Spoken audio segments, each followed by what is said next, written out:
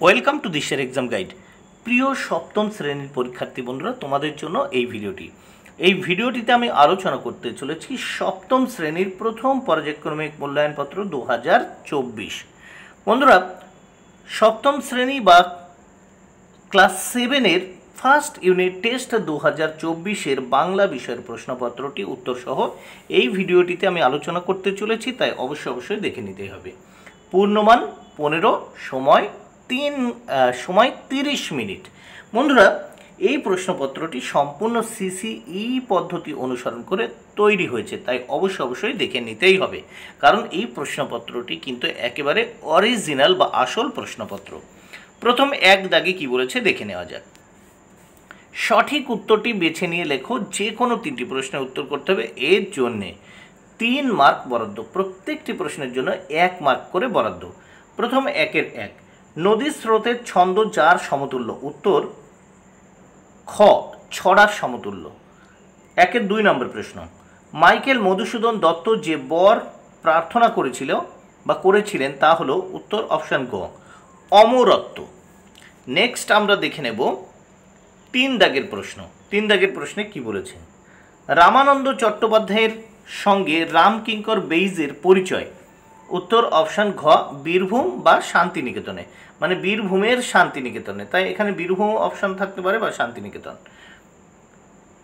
4 নম্বর প্রশ্ন, অ লিখছে আ লিখছে 10 জোনাকি? উত্তর অপশান গ, বকুল। উত্তর অপশান গ, বকুল গাছে উত্তর হবে। নেক্সট আমরা 2 দাগের প্রশ্নগুলো দেখব। যে কোনো 3টি প্রশ্নের উত্তর লেখো। এর জন্য 3 মার্ক বরাদ্দ, প্রত্যেকটি প্রশ্নের জন্য 1 মার্ক করে বরাদ্দ। এগুলো তোমরা বইয়ের থেকে দেখে নিয়ে পরীক্ষায় লিখবে। 2-এর 1, হাতি কুমির হয়ে গেল কিভাবে? 2-এর 2, পাখি সব করে রব রাতি পোহাইল কবিতার রচয়িতা কে? 2-এর 3, পাগলা গণেশের কয়জন সন্তান তা লেখো। 4, এ মিছিলে এসে দাঁড়িয়েছেন আমার মা কি করেন? এবার নেক্সট আমরা দেখে নেব এই প্রশ্নপত্রের পরের পৃষ্ঠা।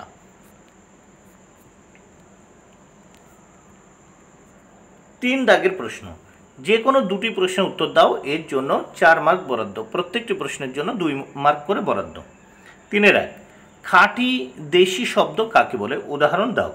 3-এর 2, চর্চার অভাবে মানুষের মনে আর কোনো উদ্রেক দেখা যায় না কেন?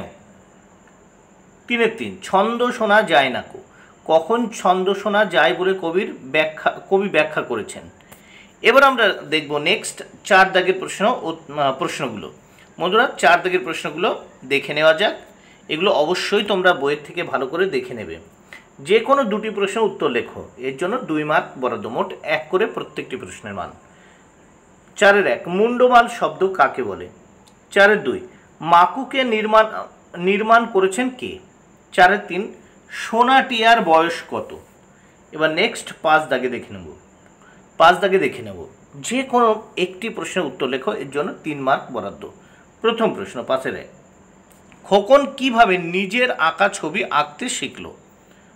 5-এর 2, এই সাদামাটা সুরটা আমাকে ভীষণভাবে টানত। সাদামাটা সুর বলতে তিনি কি বুঝিয়েছেন? তাকে এই সুরটাকে টানে কেন?